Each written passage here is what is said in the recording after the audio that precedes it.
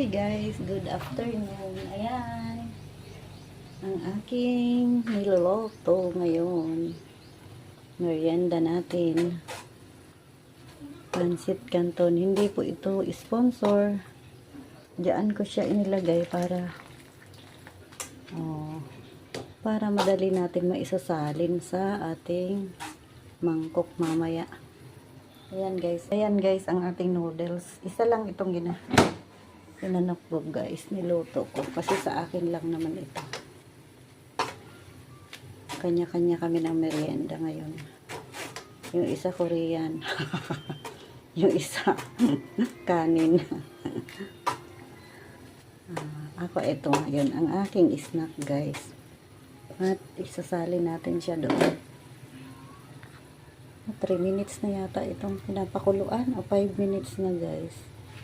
Malapit 5 minutes na.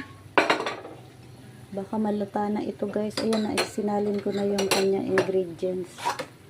Pwede na ito oh. Ayan guys. Diba?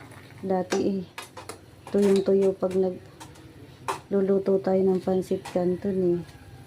Ngayon ganyan guys oh. No, at saka para madali natin maisalin. I-off na natin ang ating kalan. Para hindi rin masabaw, diba? Yan lang muna ang vlog natin. Merienda time.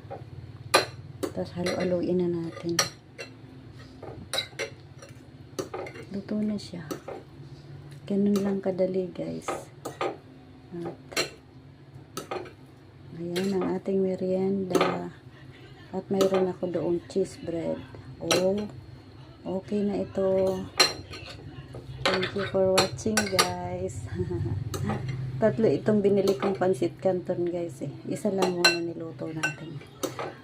At hindi po ito sponsor. Pero kung mag-sponsor sila, thank you na kaagad.